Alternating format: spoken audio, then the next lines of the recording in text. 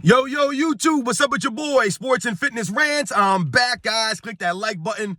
Subscribe to my channel. What's up, y'all? Welcome back, guys. Welcome back. Sunday morning, man. The weekend continues.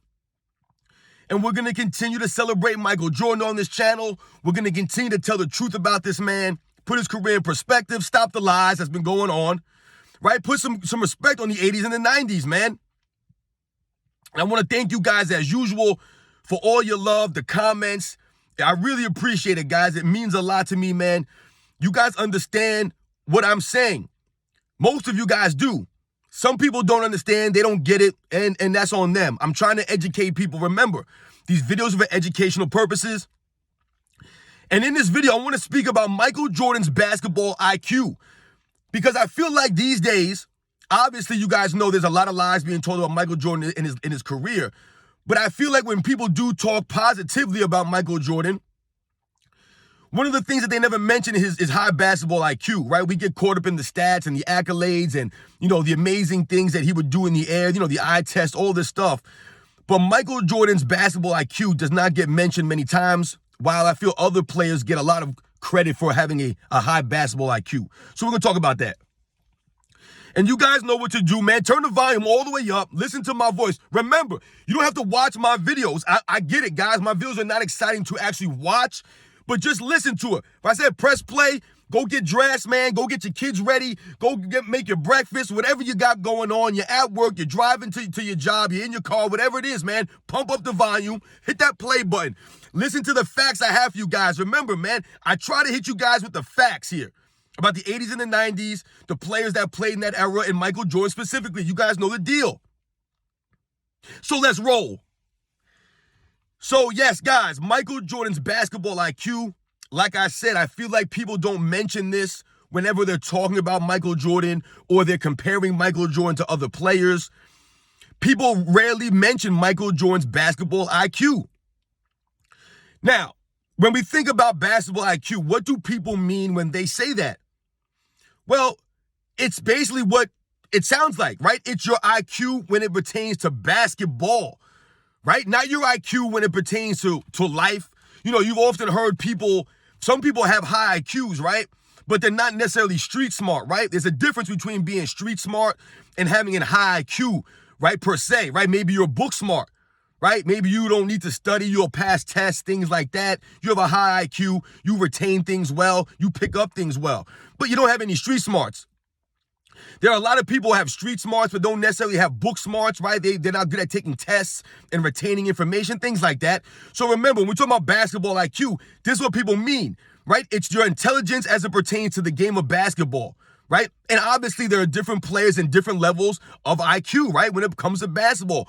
Remember, I often hear a lot of people think that just because you played basketball professionally, that means that you understand the game better than someone like me who watches the game, who only played up into high school.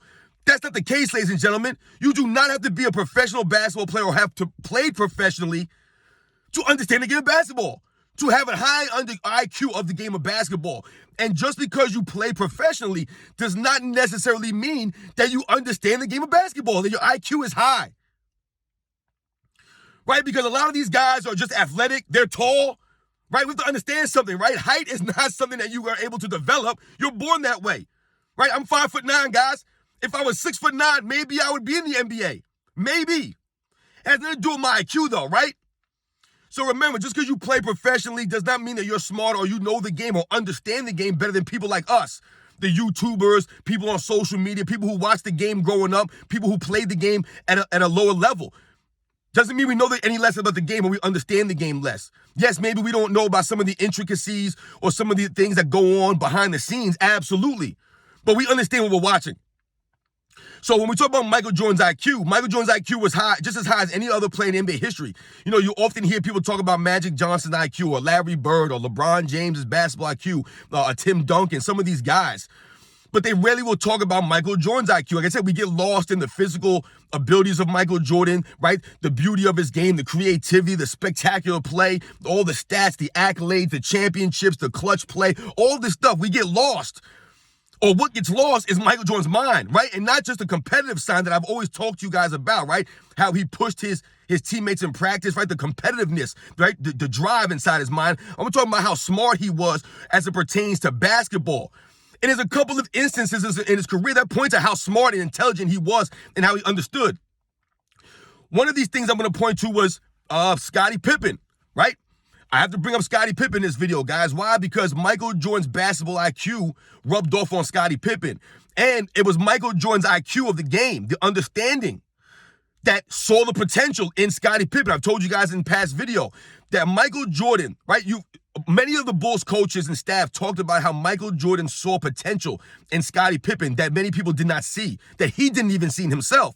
And that was part of the reason why Michael Jordan pushed him and rode him so much in practice, because he understood this guy has the ability to be on a high level, to be an all-time great, to help us, to help me and help him become champions, become winners. That was Michael Jordan's basketball IQ, understanding of the game. Understanding his game, how he approached the game, right? You've often heard Michael Jordan say that Scottie Pippen helped him in the way that he approached the game. Think about that, guys, because Michael Jordan understood, if I can get this guy to maximize his potential, then he has the ability to help me on the defensive end, to help me with playmaking, right? To take some of the burden off me on the defensive end. We have to remember, guys, Michael Jordan, those first 3-4 years in the league, before the development of guys like a Horace Grant or a Scottie Pippen or a B.J. Armstrong or any of these guys, Michael Jordan had to essentially carry the Bulls offensively, right? Be the facilitator and be the number one defensive stopper on his team. There was think about the help defense Michael Jordan was playing with guys like Bill Cartwright and John Paxson and some of these guys. Michael Jordan had to be a great help defensive player. He had a man up in his guy. Just think about the energy, the level of energy, playing 41, 42 minutes a game, that high of a level on both ends, leading the league in scoring, being one of the top defensive players in the league. He had to do this. So Scottie Pippen helped take some of that burden off of him. And now, all these years later, people try to make it seem as if Scottie Pippen was a better defensive player because he took on the other team's maybe best offensive threat from time to time. Why was that? I've told you guys. It's because Michael Jordan couldn't carry the Bulls, scoring 35 points a game, blocking down guys on defense, being the leader, being the facilitator, all these things, pushing these guys in practice. He couldn't do everything. So Michael Jordan's IQ understood that. And that was part of the reason why he pushed Scottie Pippen the way that he did. He saw the potential in him. That goes his basketball IQ. Another thing we have to think about with Michael Jordan's basketball IQ is when Phil Jackson came in to coach the Bulls, right, during the 1990 season, right? The 89-90 season was Phil Jackson's first year. And why do I bring this up, guys, as it pertains to Michael Jordan's IQ? Because this is a problem with a lot of players these days, is that Michael Jordan had enough sense in his mind, enough of a basketball understanding, that he allowed Phil Jackson to come in. Remember, he allowed this, guys. He was the star of the NBA. You're telling me if Michael Jordan did not want Phil Jackson there, that he couldn't have gotten Phil Jackson out of there? Or that Michael Jordan couldn't have made things terrible for Phil Jackson there? He could have been a disgruntled employee, all that stuff, and got Phil Jackson out? Or he could have requested a trade or said, I'm not playing for this guy, or I'm not playing this style of basketball, I'm not playing the triangle. That's not what he did. And he doesn't get a lot of credit for this. Allowing Phil Jackson to come in after they just went to the Eastern Conference Finals, right? Allowing Phil Jackson to come in and essentially taking the ball out of his hands, bringing a triangle offense. Michael Jordan's basketball IQ, he thought about this and was like, you know what? This might work. Let's see what happens. And he allowed it. He gave it a try. And he saw that the Bulls were becoming more successful, right? They were becoming more efficient, right? They were becoming more consistent overall as a team. In the triangle, right? Guys like Scottie Pippen and Horace Grant and Bill Cartwright and John Paxson and B.J. Armstrong and Cliff Levingston. A lot of these guys, Craig Hodges, they found a role on the offensive end, which they didn't have before. That was Michael Jordan's basketball IQ, guys. He understood that, right? And once he saw that they were starting to win more consistently, guys were fitting in a little bit better, right? The system was more fluid. Michael Jordan didn't have to do every single thing on the court. Right? It was more of a give and take. He understood that. That was the IQ of Michael Jordan, right? And the rest was history after that.